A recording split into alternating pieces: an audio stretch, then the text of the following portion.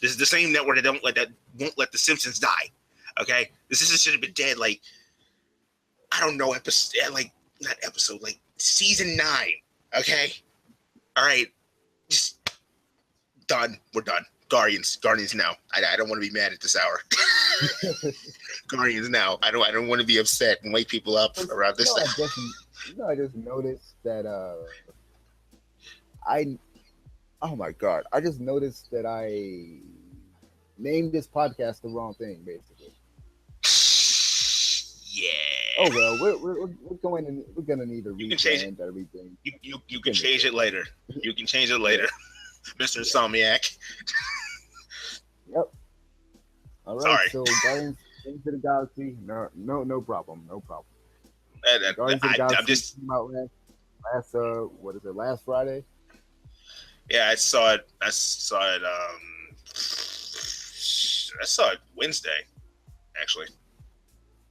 No, I saw it day one. I think I told you this. I saw Guardians of the Galaxy. I saw Fast 8 or Fast 7 or whatever the heck it's called. Fusion and Fate of the Furious and Fury. Yeah, I saw Fast and Furious, and I saw The Circle. I saw all of that in one day. Guardians of the Galaxy, easily Guardians of the Galaxy 2, way better than the first one. And that's not even saying that the first one was bad, because the first one was good, but I've been hearing split opinions about this movie. There's some people that's saying that this movie was bad, or there's some people that's saying that it's not as good as the first one. There are some valid complaints, and I want to see if you feel that same way as those people do. I mean, there's valid complaints like they obviously are just like it felt like they are doing they were doing what works. It feels like James Gunn was doing what he did in the first movie, doubling down on the humor, basically more humor, more of Baby Groot, because people like Baby Groot, and he's profitable. And he's profitable. Yeah. I mean, you gotta sell them toys and stuff. You see them M&Ms and popcorn ads? Our bills ain't gonna pay themselves, man. We need to make that money. I mean, it's smart marketing, but I do love, by the end of the movie, we should say spoiler warning. We're gonna spoilers. If you haven't seen it by now, you like, come on, man. I had to wait till the hype would die down for this, because honestly, like, you do my method, like, you practically got like 5 people in the theater, but it's practically just quiet. It's like, my method works. So, like, if you didn't see it at this point, go ahead. No, I was just gonna say, when I saw this movie, of course, I saw it day one, so the whole theater was packed. I know. Everyone was laughing at the jokes, and it just good vibes in the theater and everything. Movie was hilarious, way funnier than the last episode. I mean, that's the last episode. Last movie.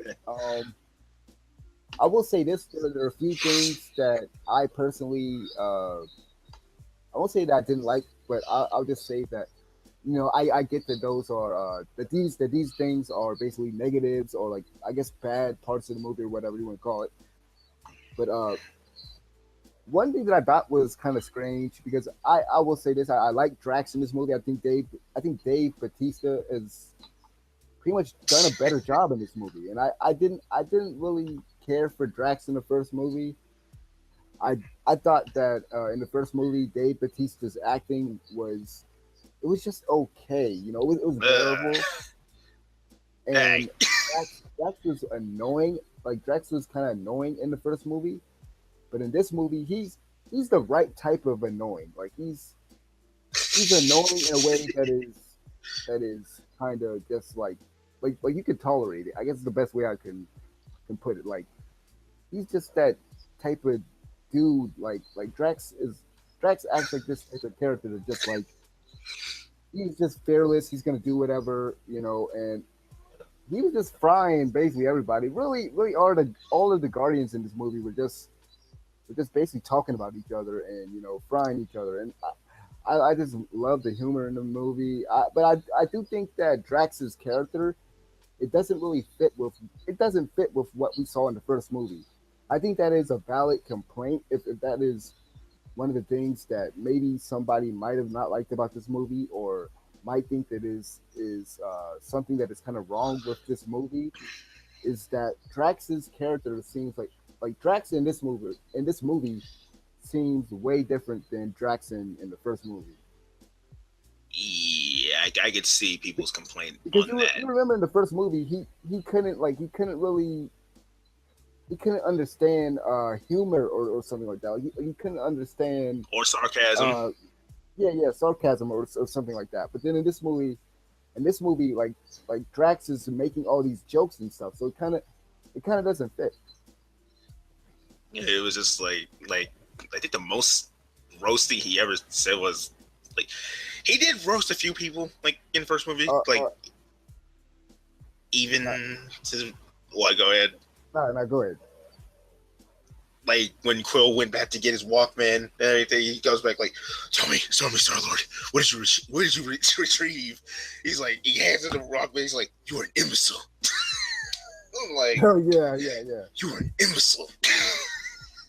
Like Yeah, certain things, certain moments like that is like, okay, he's kind of good for this. He's kind of good for this, and it's like looking back at the first movie and going back going to the second movie is like, okay, it kind of felt like Batista was just getting his feet wet with this one because it was like it's just such a change from from what he always plays in movies.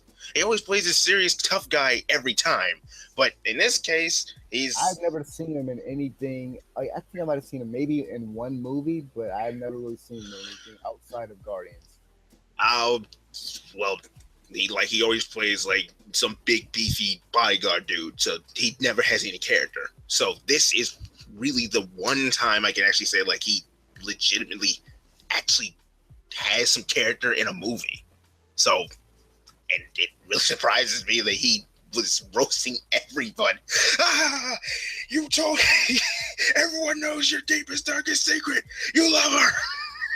And asking, I love that part where he's just like, what do you say to the girl? It's like, you're beautiful on the inside, but you are very ugly.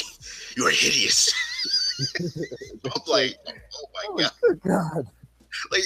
Like Drax has no chill whatsoever. Like Jesus, and even like his interaction with Mantis in this movie. Even Ego, even he actually Ego like he's a planet. Does he have any lower extremities down there like at all? Because I can imagine like going down on a planet would hurt. I'm like, Jesus, like dude, like you just straight up ask somebody like, do they have a nigga in Kurt Russell's and Ego's are like, yeah, it's pretty good too.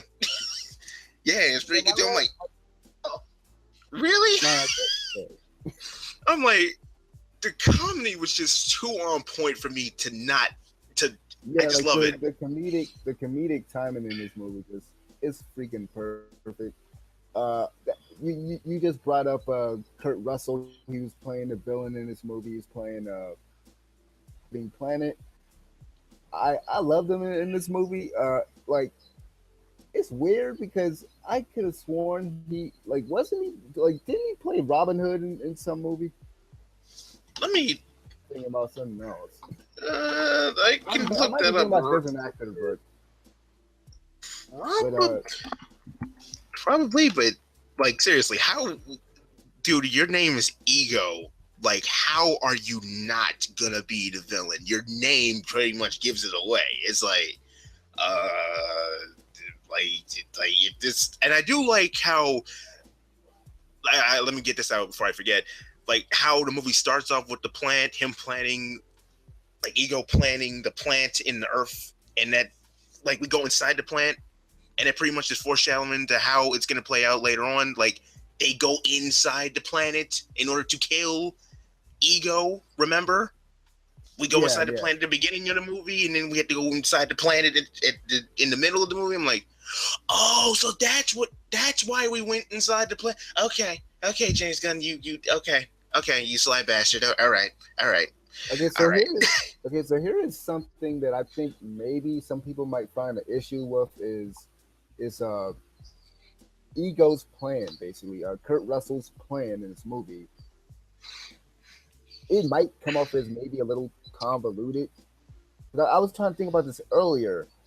It's like, okay, so I get the whole thing that he was he was sleeping with all these different species, trying to find another celestial, and basically Peter Quill. We find out in the movie that basically Peter is immortal, and basically in the last movie where Peter was holding the Infinity Infinity Stone, Stone. that the reason why he was able to basically hold it for as long as he did was because he's basically like Celestial. a half celestial, yeah.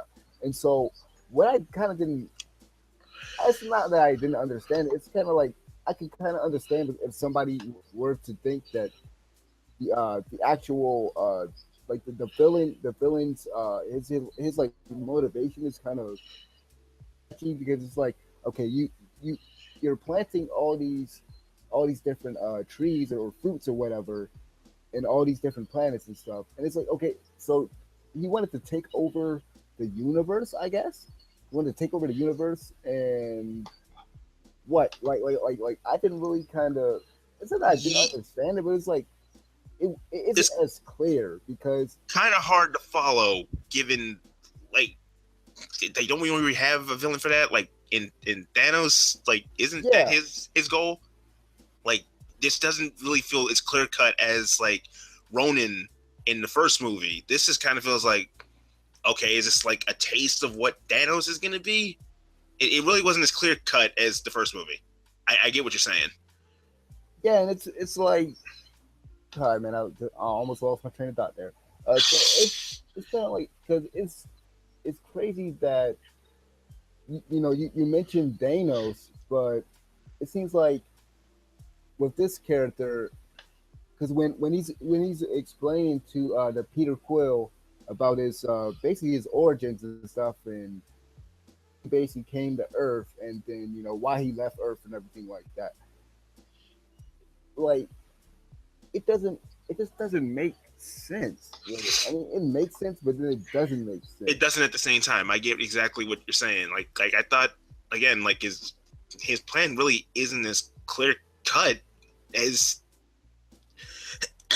like Because as wrong. I get I get that perhaps perhaps he felt lonely, like he like by the end of this movie, by the end of the movie, before he dies, he basically says to the Peter that basically like you're not gonna be a god anymore. You're not gonna be, you're just gonna be a human. And then like Peter's like, okay, I'm fine with that. So is it like he wanted to rule? Is it like he wanted to rule the entire universe? Is like you created this body for yourself, and but you created this body for yourself. You went to Earth and you went to all these other places to interact with all these species. But then it's like, okay, well, what is your end game?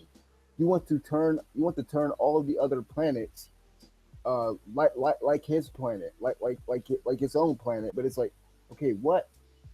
Like I don't know. It was just weird. Like I get what he was doing. Like understand this. I get what he was doing, but Yeah. it's not as clear. It's not as clear as like you were saying earlier. With Ronan, like Ronan's motivation was pretty clear. He wanted to wipe out all the Xandarians. Yeah, he wanted Xandar dead. He wanted that whole planet gone. Like, okay. Like and he betrayed Thanos to do it with the Infinity Stone. So like he already kind of like signed his own death warrant, and Thanos is like, oh, okay, whatever. Yeah, you go ahead and get killed, stupid. Go ahead. But yeah, and then we got the I'm calling them the Golden Turds. I'm Oh calling them yeah, yeah, that. yeah. Let's get into that. So I will say this, but before we talk about the sovereign, uh, Okay. do you think that the whole thing about Peter's dad being evil was that predictable? I think a lot of people kind of could see that coming. The trailers made it seem like the Sovereign, the We're gold gonna be the people. main antagonists Yeah, we're throughout gonna be the the whole. main people, you know. And when I first saw the trailer for the movie, I was like, I don't know about this. These villains seem very dry. But I love how those I love how the Sovereign were. You know, I love how they acted. They were basically stuck up as as what's his name? Rocket, as Rocket basically points out, like they're a bunch of douchebags, basically. Yeah, which Like again, they are like high society. They're basically high society. Think that they're better than everybody. Type of characters. And something that I don't think anybody really mentioned in any of their reviews is the fact that they like I love that this because from what I heard about this movie when it was first announced and everything, that this movie was gonna have like a 1980s vibe to it, and it does. Throughout the movie, we see when Peter is fighting Ego. Pac-Man came out in I believe 1980s. I believe some of the songs. I think some of the songs in the 1980s, and then the way the Sovereign controlled their ships, which I thought was pretty cool. It's almost like they were playing an arcade machine, yeah, and it gets to one point where basically all of the ships are being destroyed by the Guardians, and then there's one ship left, and we see this scene where this one guy is piloting his ship, and then everybody's crowded around him. And what does that remind you of? That reminds you of a arcade where there's somebody playing like Galaga or something, you know, yeah, playing that an was arcade Galaga. game and getting like the highest score, and like everybody's around him cheering him on. It just like vibe to, and I thought that was pretty like that was different and unique the way they did it. And I'm surprised nobody pointed that out. That was pretty cool and pretty funny to see that they basically didn't take it seriously almost. Like it was almost a game to know. It's like because you can't kill them because they were controlling their ships. They were controlling the ships by the little machine or whatever. But they're not technically in the ship, so you can't really kill them. Yeah, pretty much. So yeah, that was. And then when he loses, he dies. And it's like, and they're like, "You suck." I'm like, "You suck, man." I'm just like, okay. So yeah, and then that that being said, like, are we gonna talk about like Yondu's? This was basically like half comedy and half Yondu's movie and Rocket, Yeah, pretty yeah. much. For this movie to have as much humor as it did, just like in the first movie, there are these lighter moments. There are these I guess you can call it heartwarming moments, and there's sad moments in the movie. Spoiler alert: Yondu dies. Yondu dies in this movie, and it's basically revealed that he's basically a father, like a father figure to Peter Quill. Like he basically the reason that Yondu picked him up was the reason that Yondu didn't turn him over to Ego is because of what Ego was doing to all of his children that weren't Celestials, and that is pretty messed up. And that's something that I liked about Ego as a character. Like that is something that was clear to understand about his character, and something that I liked Yeah, about this character because it kind of reminds you of God, what is it? Like back in the day, I know back in the day there used to be like these kings or whatever. The kings would want a son.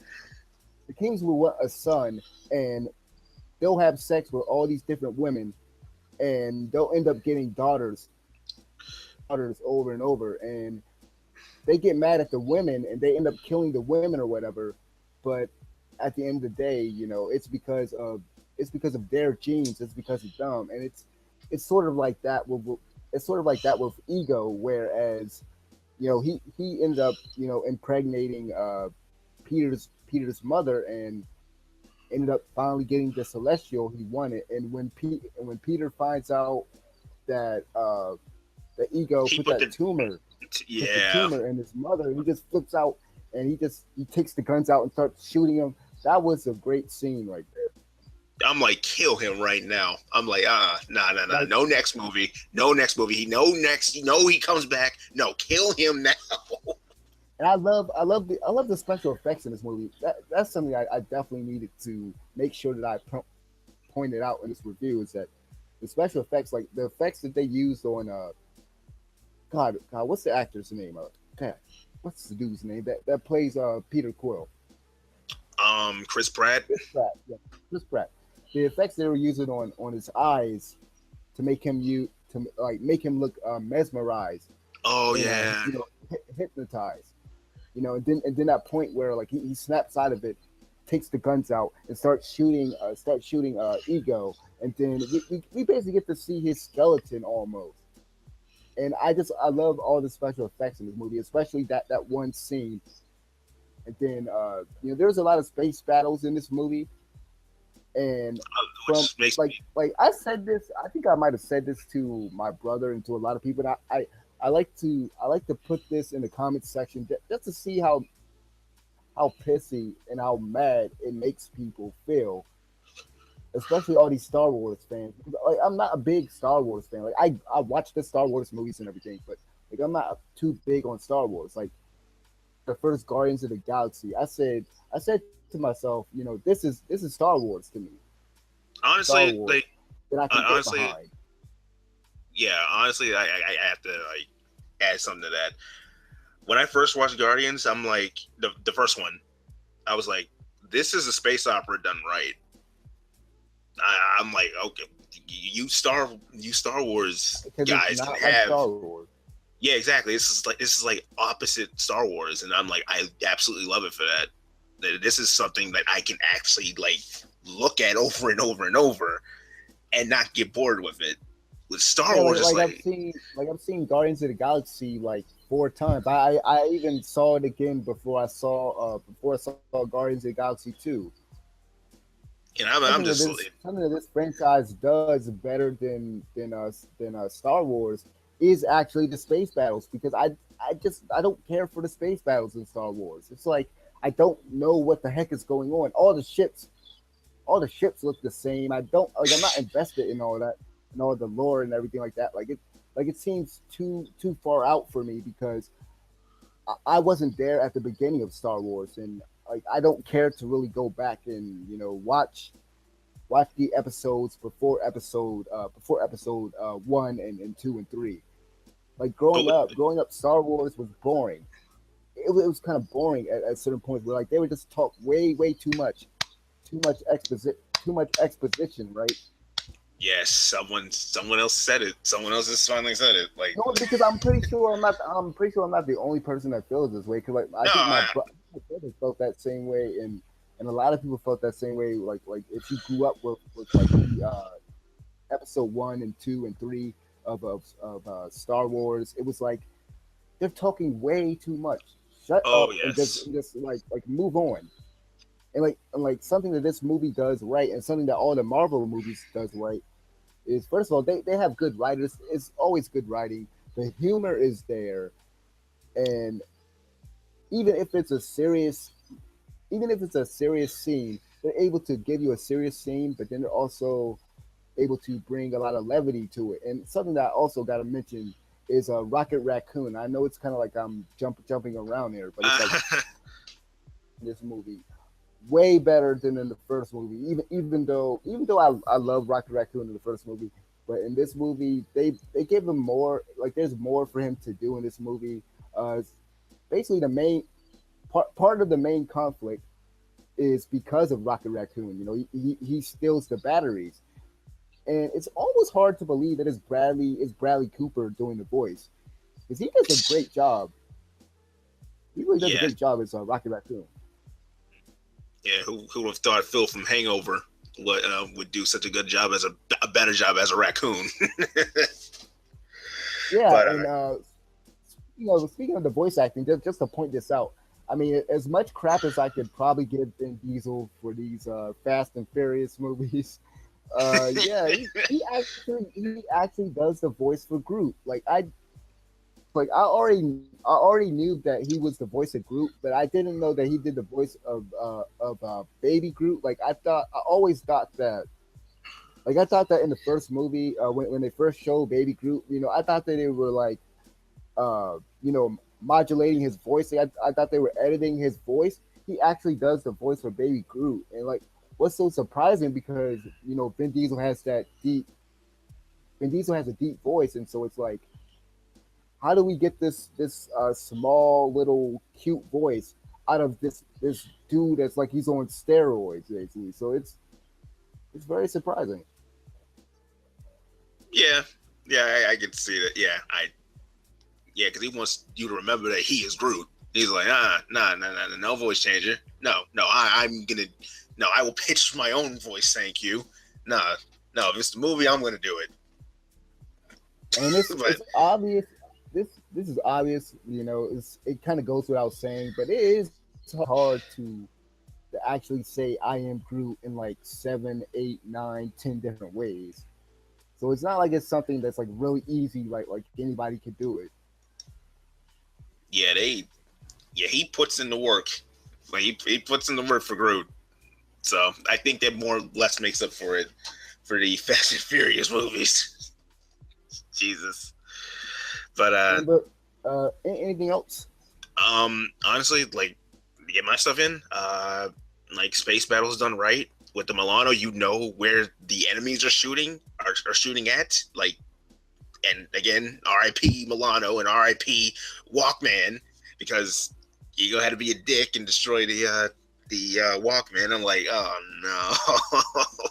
And then he gets a Zune at the end. I'm like, Yeah, as okay, soon as I saw that, I was like, "Oh my god!" I remember that. I remember the I scene. just I I think I just had one of groaned. those. I just groaned. I'm like, oh my god! Can in Infinity War can Tony Stark just hook this man up with an iPad? You know what's crazy? And I think I texted you Please. about this. I told my brother about this also, and he said it was a useless fact, but it's not really a useless fact. I mean, this movie takes place in 2014. Yeah. So Guardians of the Galaxy. So that means Guardians of the Galaxy one. I don't know when that took place, but that means because by the end of the movie, if you stay past the post credit scene, Groot is basically a a teenager now. teenager. Yeah. By the end of the movie, so basically by the time it reaches 2017, it's 3 years later. But let's assume that Groot is like 15 or whatever at the end credit scene. Like he'll probably be adult. He'll probably be the Groot. It'll be the Groot that we knew from the Galaxy from the first movie, probably in Infinity War because that's basically when the Guardians and the Avengers and everybody got to fight Thanos. Basically, I assume. Honestly, I'm just waiting for the die. The thing I'm most excited for Infinity War. Spider Man. Besides him, it's the dialogue and the roasting between Rocket and Tony Stark. Oh my God, I cannot. That is gonna be weird to see. Just think about that. They have to. They need to have a scene with Groot, Rocket Raccoon, uh, Tony Stark, and Doctor Strange. Oh my god! Just I swear that is going to be the most hilarious thing that they could ever put on screen if they could do. Oh, and put Spider Man in there just for fun. I could just imagine like Peter, Spider-Man going like, I'm just imagining like, I can imagine Peter basically freaking out like, oh my god, it's a talking tree. That is awesome. or Because no, you know how he was. You know how he was in Civil War. yeah, he's just amazed by He's acting everything. all starstruck. So Peter's gonna be. Yeah, imagine when he actually meets Star-Lord too. He's like, "Oh my god, dude, you have a Mac? Your Mac just comes up." Oh wait, he got his Mac destroyed. He got his mask destroyed too. Oh But yeah, then he again, did. yeah, and he like, Yeah, Peter lost a bit of stuff in this one. The Walkman, the ship, and his helmet. So yeah, he's he kind of lost a lot in this run. I'm like, oh my god. Oh wait, and I'm like, where are your rocket boots? Where are your rocket adjusting things? The ankle boots, the ankle boosties. Where are those Yeah, at? we didn't. Yeah, I don't think we saw too much of We that. never saw any of that because he had the armor and the armor jetpack thing. So it's like, I but mean, still, he well, he should. was gliding down. Wasn't he gliding down when Yondu, like Yondu was gliding down also, and he called him Mary Poppins. He's Oh, like, Mary I'm Mary Poppins, Poppins, y'all. y'all. Like, I'm like, oh my, Michael Rooker's the best. Just, I don't know why he dies in like everything he's in. He dies in but literally everything I've seen him in. oh my god, he's becoming the next Sean Bean. Oh my So, god. so it's like everything I see him in from now on. I'm just gonna assume that he's gonna die soon. At least he didn't die in Guardians 1. That would have been messed up. Yeah. But We do need to kind of touch on the music of this movie because that was the big thing about the first movie was the soundtrack. And I was listening to the soundtrack of this movie a few days ago, and it's still stuck in my head. And that song, the song that Ego was explaining the lyrics to Peter song. Every time I listen to that song, it's gonna be like very messed up. yeah, it kind of ruined that, didn't it? It's Yeah, like Brandy, you're my girl, but my world is the sea or something like that. It's like, oh my god, this is messed up. Like you gave this like woman a tumor, and then you're so scared of plans, kind of sorts and kind of do because you're so in love with her, but you're just like, okay, I'm gonna give her a brain tumor and I'm out.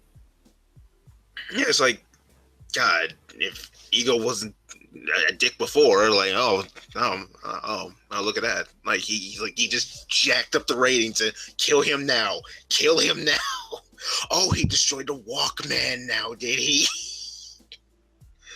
Oh my god. Oh yeah, this man turns into Pac-Man halfway through the DBZ fight. I'm like, Yeah. I mentioned it earlier, and that was something that I know Jeremy Johns brought it up. And I think the guys in Double Toasted also brought it up. There's probably a few people, like I said earlier, there's probably a few things that people might say are kind of like negatives for this movie. Like, I guess, I guess some people could argue that there were certain scenes that did not need humor, that had humor in it, that kind of didn't go with the flow. But it's kind of like that's part of Peter's character, and even earlier in the movie, when he finds out that he can create stuff, because the first thing that Peter creates is that ball, and like hilarious by the way, where like they're throwing the ball, and like Peter throws the ball to Ego, and then Ego throws the ball back to him, and like they're playing catch first time. Like when Ego tells them to create stuff, and like Peter says, "I'm gonna create some really weird stuff." Basically, he didn't say yeah, stuff, but y'all get what I mean. it fits. It does fit his character though. I liked it, but I'm like, really though? It's like what? Yeah, like that goes back to what I was saying earlier about all the 1980s references and stuff. So I and answer your what brought this on is like I like the soundtrack. And I do like the fact that the Zune is actually going to play out in the next movie where it's like, we're not going to be restricted to just 80s or 70s music. No, now he has like, he can listen to 70s to now music on whatever else he has on that now. yeah, depending on what he has up there. Yeah, he's not, the point is, he's not restricted to 70s and 80s now. How much you want to bet if Iron Man actually survives Infinity War, he's probably going to give Peter a upgraded like an iPhone or something. He needs to. I can do some math and Tony Stark saying, okay, dude, here, I can't. No, that Zune needs to die. No, give me that. Give me that. No. I can't be seen with you like that. I can't. You can't. You Like can't. I can't wait until all these characters get on screen together. That's gonna be crazy. Like Peter meeting Peter. Like you see how these characters are interacting with each other right now. Like they're joning on each other. Like they're frying each other, and you can tell. Like it feels very realistic. Like they consider each other family. They even say it in the movie, which I guess to some people because Drax basically says to their family in this movie. I felt like I will say this: they did kind of go a little heavy handed certain elements from the first movie that worked the first time. So it's like okay, let's do it again. But I don't like I wouldn't mark points off of this movie. I wouldn't take anything away from this movie just because they are kind of doubling down. I mean, I guess that's what you do with a sequel, especially if it's a sequel to a movie that was very great and very good and unexpected. It's like they did the whole thing with the family thing again. Rocky Raccoon says to Yondu at one point, it's a galaxy and everything, but Yeah, it's like yeah, that and that too. but Like they almost go Suicide Squad route with it almost to the point where like you're saying family, but you don't really need to say it. Like it's too heavy handed. Like you don't need to say it. We already know. We got that from the first movie. Got that from the first movie with Groot basically. more or less, yeah. But they've actually earned it rather than them. But then again, let me get this out. Let me get this out before we go move on. The whole interaction with Rocket and Yondu, like that, it just felt like it had me thinking, like, can we please just get a movie with these two, please? Because even Yondu calling Rocket out on everything, it's like, I know you, boy, because you're basically me. I'm like, there you go. There you go. Like, oh, okay. Okay. Can we just please have more interaction with these two before he goes, please? That's what made it. Like something that this movie does, just to point it out and not to interrupt you, but it's like one of the criticisms that I heard a lot from people so far is just like they did kind of they did kind of like they kind of moved these different characters in different places, and there were different plot lines and stuff like that. They're different subplots and everything. But I personally felt like it all it all it wasn't like it didn't feel to me like okay this subplot was out of place in this movie. Like everything felt like it really came together. I mean, you even have Gamora and Nebula. what's this? Yeah, Nebula, and like they basically resolved their conflict from the last movie. Get to like even this movie like something that this movie does great is that it fleshes out the characters from the last movie. Even the characters that were basically kind of the last movie, the villains from the last movie are fleshed out in this movie. They're kind of the good guys in this movie, or they become in the eyes of the audience and in our eyes. So that's something that I thought was cool in the movie. I thought that it was well done. Honestly, yeah, like the plot threads work. Them separating did work. It worked. Everything tied in together, except there's one criticism. There's like one criticism that I would give this, and that's that little cheers thing that Peter kept pointing out with him and Gamora. I'm like, if y'all don't smash after this, I'm like, the sexual tension is just there. Peter, you want her. Gamora, you want him. I cannot stand this anymore. I can't stand this because they had a whole movie. They had the first movie to develop this. It's already fleshed out, and it's even more relevant here with the sexual tension. It's like if y'all two don't get on with it already and start making. They made that on really good.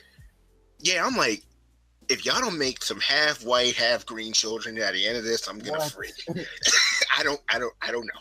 I don't think it works that. I don't think it works that way because the character that I think his name is John C. Riley, the dude that was in Step Brothers. Oh yeah, His yeah. wife was Okay. pink. His wife was like pink or something. She was some type of alien, and his child was an alien, but he looks like a normal human being. So I don't think it works that way. Yeah, Xandars actually do look normal, which explains like Glenn Close Yeah, still looks like Glenn Close with a Xandar. wig. I'm like, oh look at that. Like Glenn Close still looks like Glenn Close even with a wig. uh, anyway, regardless though, like that's the one thing that really annoyed me. Like like you said, they laid that on really thick, and I'm just like, could y'all at least kiss at this point? Because Jesus, man, like Ah, this is they saving it for Thanos. They saving it for when they kill Thanos.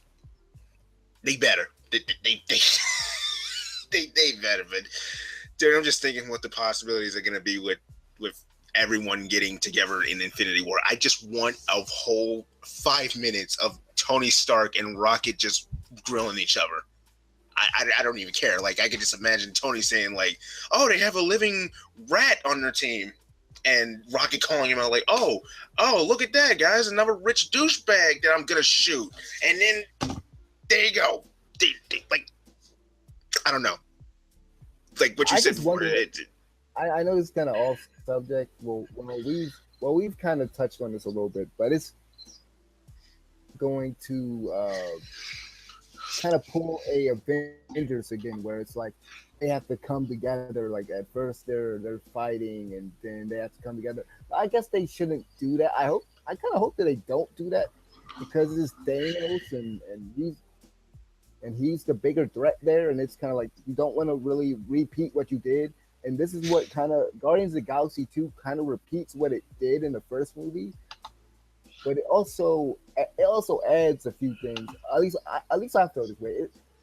It adds a few things that the other movie didn't have, or it expands on those things rather. It expands on the relationships between those characters, and it fleshes some of the other characters out. Like I enjoyed it. I thought this movie was solid. Like I don't understand some of the criticism, and like I said, like I've said throughout this review, I understand certain points or certain critiques about this. I understand certain criticisms, but certain criticisms I don't. Yeah, honestly, like it worked. Like this movie worked, and again, I get the criticisms, but at the same time, it's like this this was is if not this was good, if not better than the first movie. The first movie established the world and everything in it. This one pretty much fleshed out Peter's whole family issue. This helped Gamora out. This gave more context to Rocket's character, even though we knew what his whole deal was.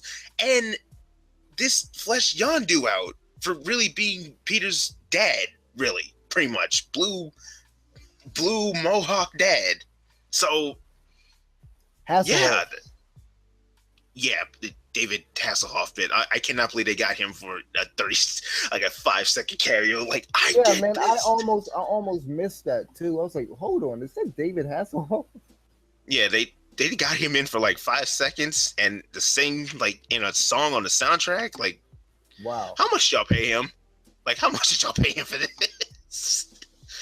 Like by the end of our lifetime, everybody will be in, like, every celebrity that you can think of will probably be in a Marvel film, At this because point, think about the end credits, and think about this entire movie. Really, we got Sylvester Stallone in this movie, and as soon as he popped up on screen, like, I'm sorry, man, this man put, like, I truly believe that when he was doing Rocky and all these other action movies, that him and Arnold Schwarzenegger were just doing so many, like, they were doing steroids. Basically, they're doing so many drugs and stuff oh to yeah, the point where they can't even speak properly. Like, I could barely understand Sylvester Stallone in the movie.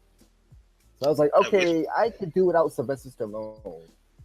I'm like when Ving Rhames showed up. I'm like, how'd you get him in here? How'd you get Yeah, his big ass in here?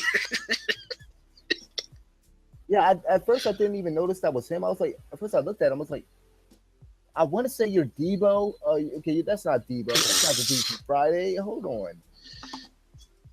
So I'm glad to see him still getting work. I But usually yeah, I usually like everything that he's in. But then Miley Cyrus is in this movie. It's like the most random. Why is Miley Cyrus in it? cameos, those random cameos, right? I forgot why James Gunn put her in this movie. It was something. She probably has something against him or something. But then again, Well, the crazy thing is I think she's dating or I think she might be engaged to Chris Hainsworth brother. that poor soul. Okay, I feel bad for you. That poor soul. But again, I love Now in a Guardians. music video. Oh my god. Oh my god. But I love Guardians too, and I will be watching the mess out of that when it actually gets released. All right, I will gladly give James Gunn my money for this because Jesus, man, I love. Honestly, I was gonna sit through it again that same day. Wow. But It's yeah, definitely with 5 out of 5. yeah, 5 out of 5 stars. So I get that. Just as good as the first movie, if not better. That's really what I can say about it. Yep, I think this movie basically takes the place of Guardians of the Galaxy on my list of top 5 Marvel movies. I really enjoyed this one. I think this knocked down Guardians down to Guardians 1 to 2 to rank 2, and this to 1. Because I did say Guardians was my favorite Marvel movie. Yeah, he did. So, and for good reason, because look at what 2 did. And it's already confirmed that there's going to be a Guardians of the Galaxy Volume 3. So James Gunn I guess will it's going to be be. the last movie. Man, if James Gunn could pump out like 10 volumes, they would still all be good. But you can only milk a franchise so much before it becomes like. Batman. Yeah. God. But all right, so that was our thoughts on Guardians of the Galaxy.